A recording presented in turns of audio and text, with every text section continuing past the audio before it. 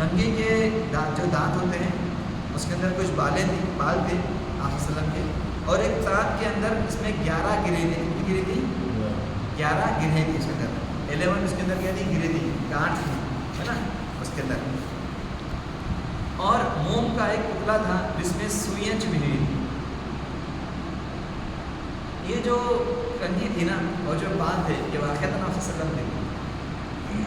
آپ صلی اللہ علیہ وسلم کے پاس ایک یہودی خدمت کے لیے، ایک یہودی کا بچہ جو ہے کبھی کبھی آپ کے پاس خدمت کے لیے آتا تھا یا آپ کے پاس آتا تھا. تو کسی طریقے سے ان یہودیوں نے اپنے مکر و فریب سے، چال سے اس بچے کو بہلا پھسلا کر کسی طریقے سے آپ کے گھر سے وہ کنگھی منگا لی. اب کنگھی رہے گی تو کتنا منٹ باہر رہیں گے اس سے، تو اس طریقے سے انہوں نے کیا کر لیا تھا، اس کو منگا لیا تھا. اور پھر اب آپ کی جو کسی بھی انسان نے کوئی چیز اگر نکال کے پھر اس کے بعد پھر پھونکا چاہے تو گویا کہ اس طریقے سے انسان سامنے موجود ہو. تو آپ کنگھی سے آپ کے بالوں کو لیا گیا اور اس کے اوپر پھر جادو کیا گیا اور اس میں 11 گرہیں ڈالی گئی. موم کا پتلا تھا. جبرائیل السلام کے حکم کے مطابق آپ ان دونوں صورتوں میں سے ایک ایک آیت کو پڑھتے اور گرہ کھلتی جاتی. ایک آیت پڑھتے، ایک گرہ کھلتی جاتی اور سوئی بھی نکلتی جاتی. اس جو موم کے پتلے میں جو سوئی بھی نکلتی جاتی. خاتمے تک پہنچتے پہنچتے ساری گرہیں بھی کھل گئی اور سوئیاں بھی نکل گئی اور آپ اس طریقے سے صحیح ہو گئے جیسے کوئی شخص چکری بندی سے کسی شخص کو باندھا گیا ہو، اس سے آپ آزاد ہو گئے. اور ان دونوں صورتوں کی آیتوں کی تعداد بھی 11 ہے. سورہ الفلق کی 5 آیتیں ہیں اور سورہ الناس کی 6 آیتیں ہیں. اس طریقے سے 11 آیتیں اور 11 گرہیں جو ہے ان 11 آیتوں سے کیا ہوئی؟ کھل گئی ہیں. اور جب یہ گرہیں کھل گئی، موم میں سے سویاں نکل گئی، تو آپ نے اپنے آپ کو ہلکا محسوس کیا جیسے کہ ان کو باندھ دیا گیا تھا اور اس بندش سے آپ کیا ہو گئے؟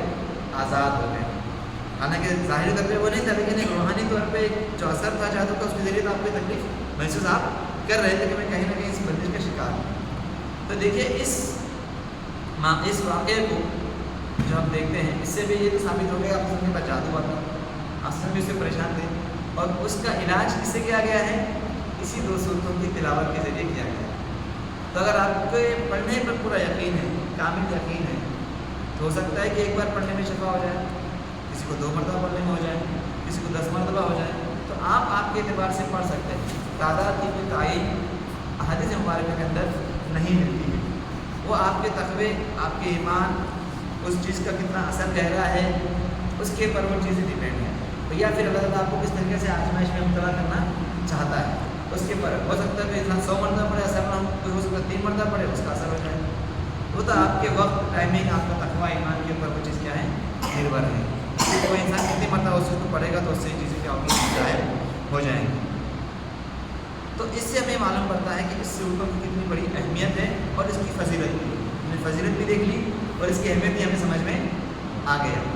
اس کا نام کیا ہے؟ محفظتین ہے. ان دونوں صورتوں کے ذریعے کیا ہے؟ ہم پڑھنا چاہتے ہیں. ان دونوں صورتوں کے اندر کچھ چیزیں خاص ہیں اور آگے جب ہم اس کی تفسیر میں جائیں گے، 10 میں جائیں گے، تھوڑا سا اس میں جائیں گے. ایک صورت بتاتی ہے جیسا کہ کسی انسان کے اوپر جو مصیبتیں آتی ہیں، پریشانیاں آتی ہیں، 2 طریقے سے آتی ہیں. ایک ہوتی ہیں ایکسٹرنل، جو باہری ہوتی ہیں، باہر سے جو پریشانیاں آتی ہیں، جو دوسرے لوگ کرتے ہیں، دوسری چیزوں کے ذریعے اس کو پریشانی ہوتی ہے، چاہے وہ لوگوں کے ذریعے ہو، ماحول کے ذریعے ہو، حالات کے ذریعے ہو، سواری گاڑی کے ذریعے ہو، کسی بھی چیز کے ذریعے ہو، ہے نا.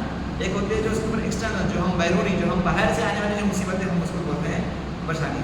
اور ایک پریشانی اور مصیبتیں اس کو اندرونی ہوتی ہیں، خود اس کی طرف سے ہوتی ہیں، خود وہ اس کے گھریلو معاملات بولیے، یا اس کے اپنے برے کام، یا اس کی اپنی عادتوں کی وجہ سے، یا اس کے اپنے کرتوتوں کی وجہ سے، جو بھی کچھ وہ کے اپنے انٹرنل میٹرز ایک ہوتے ہیں، جو اس کے اندرونی معاملات ہوتے ہیں، جو اپنے سے خود کے ہوتے ہیں. تو پہلی جو صورت ہے سورہ الفلق میں جو پناہ مانگی گئی ہے وہ باہر کی چیزوں سے مانگی گئی، جو آپ کے اطراف میں ہے، جس کے اوپر ڈائریکٹ آپ کا کنٹرول نہیں ہے، جو دوسرے لوگ آپ کے اوپر حاوی ہو سکتے ہیں، جو دوسرے لوگ آپ کی زندگی کے اوپر اثر انداز ہو سکتے ہیں. اور دوسری جو صورت ہے سورہ الناس کے اندر، وہ آپ کو انٹرنل جو چیزیں ہیں، جو آپ کے دل کے اندر سے، جو آپ کے وسوسوں سے، جو آپ کے اندر سے جو وسوسے آتے ہیں، جو برے خیالات آتے ہیں، جو بری چیزیں ہو سکتی ہیں، اس سے پناہ مانگا گیا ہے. تو دونوں میں یہ کیا ہے؟ خاص بات ہے. پہلی صورت میں کیا چیزیں ہیں، دوسری صورت میں کیا چیزیں ہیں، پر یہ دونوں کی کیا ہے؟ جوڑی ہے. قرآن میں اکثر چیزیں جو ہے جوڑی جوڑی میں آتی ہیں. قرآن کی ہر آیت کہیں نہ کہیں دوسری آیت کی تفسیر اور اس کی تصویر اور اس کی ڈیٹیلس بتاتی ہے. تو ہر چیز میں کچھ نہ کچھ کمبینیشن ہوتا ہے.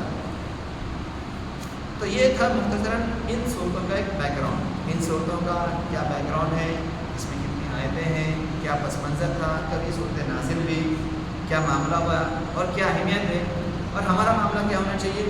سب سے پہلے تو ہمیں یہ صورتیں یاد ہونی چاہیے. سب سے پہلے تو یہ صورتیں ہمیں یاد ہونی چاہیے, ہمارے بچوں کو بھی ہمیں یہ صورتیں کیا ہے یاد کرنی چاہیے. ٹھیک ہے. دوسری بات, اس کا ترجمہ ہمیں معلوم ہونا چاہیے. چھوٹی سی صورتیں 6 آیتیں ہیں, بہت آسان سا ترجمہ ہے, 2 سے 3 مرتبہ آپ پڑھیں گے, سنیں گے, سمجھیں گے تو آپ کو یاد ہو جائے گا. اور اس کا اثر کتنا خطرناک ہے میں نے آپ کو بتا دیا. اور جو چیز آپ جتنا خود سے کریں گے نا تو بہت فرق پڑے گا. آپ وسلم خود رات میں سونے سے پہلے 3 مرتبہ پڑھ رہے ہیں, خود اپنے اوپر اپنے جسم کے اوپر ہاتھ پھیر رہے ہیں. صبح شام کے اذکار میں اس کا حکم ہے, ہر فرض نماز کے بعد پڑھنے کا حکم دیا جا رہا ہے. تو سوچیں کتنا بڑا اس کی اہمیت ہے, تاکہ آپ کو کوئی بھی حادثات ہو, کوئی بھی جس نے آپ کے اوپر حملہ کر دیا, جس نے آپ کے اوپر جادو ٹونا کر دیا, کسی نے نظر لگا دیا, کوئی اور حسد کرتا ہے, کوئی آپ سے جلتا ہے, کچھ بھی ہو, اس سے بچاؤ کے لیے چیزیں آپ کے لیے ضروری ہیں. اگر آپ پروٹیکشن چاہتے ہیں تو یہ صورتیں پڑھیں, پھر آپ کو انشورنس کرانے کی ضرورت نہیں ہے. کسی آپ کو اور سیفٹی گارڈ کی سیکورٹی گارڈ کی ضرورت نہیں ہے. برابر ہے. اگر اللہ کے ساتھ بھروسہ رکھیں گے. اس کے علاوہ کچھ دعائیں بھی ہیں, آپ سب نے کچھ دعائیں بھی سکھائی ہیں, جیسے بسم اللہ الرحمن یا اعوذ بکلمات اللہ التامات من شر ما خلق. ایسے الگ الگ دعائیں بھی ہیں. جب کوئی انسان کسی بیماری کے اندر, کسی نظر میں, کسی جادو کا اثر ہے, تو ان دعاؤں کے ذریعے بھی ہم کیا کر سکتے ہیں, علاج کر سکتے ہیں, کہ اس کے اوپر دعا پڑھ کے پھونک سکتے ہیں.